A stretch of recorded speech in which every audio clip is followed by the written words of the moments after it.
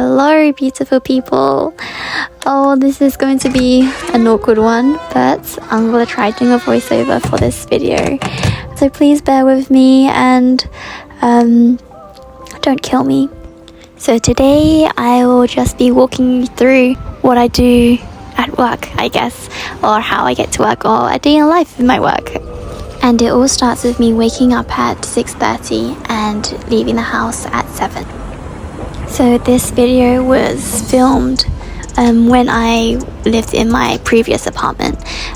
So I lived a little bit further, where I had to take 2 metro lines and a bus, and a little bit of walking as well, but altogether it took about 15 minutes to get to work. I originally made and sent this video to my family to show them how I was getting to work every day. So this was taken pretty early on when I first arrived in China. You probably just saw me tap out a card to get out the metro, but now I just use the QR code from Alipay, and that QR code can be used on the bus and metro. Now I'm just walking to my school a few minutes later and I'm here. So my clock-in time is 8 o'clock. The clock-in machine always says my name really weirdly. Now I just awkwardly feel myself walking towards my classroom, so I hope you enjoy just staring at my shoes. I was so scared of someone just appearing in front of me, so I just tried to walk as quickly as possible. So this is my very green classroom. I am the head English homeroom teacher, so I just stay in this classroom throughout the whole day.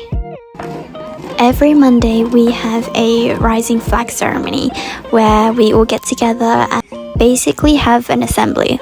As for the other days, we normally have outdoor or indoor dance time. If you know me, you know that I cannot dance to save my life. So this year I have learnt a lot of new children dances. After breakfast and taking the register, we all go outside to do our morning exercise. It can get pretty rough for the kids and for the teachers because we're in Shenzhen and it's humid every single day. Once we're back inside and all the kids have changed their clothes as they get really sweaty, we start our first English class of the day. For this part of the video, I just compiled a few videos that my teacher assistant has taken. I did not change my clothes that many times in one day, don't worry. After English and Chinese class, it is now time for lunch. And after lunchtime, it means it's nap time, and the kids get 2 hours to nap, and that means I also get 2 hours to rest. Now that everyone's rested up, we dance and exercise for a little bit, and the kids get to have another snack. I then have a half an hour English lesson. As for last year, that would have been my last lesson for the day, but this year I have now taken on an extra hour English lesson after school. My clock out time is 5:30, so I can leave on the dot, or if there is some extra work that I haven't completed, I just stay at school and complete until I'm done.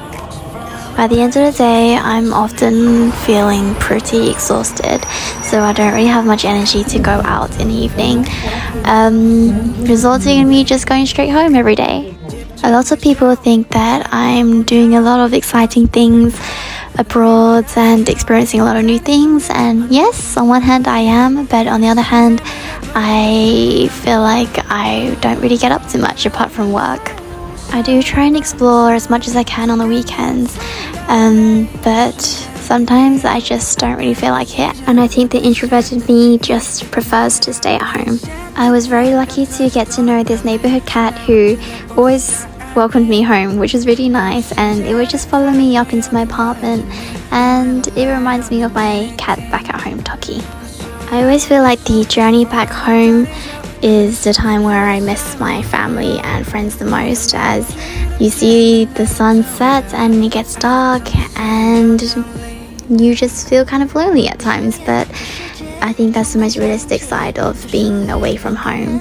But yeah, that's roughly how my previous year went, and this year is a little bit different, but it's along the same lines.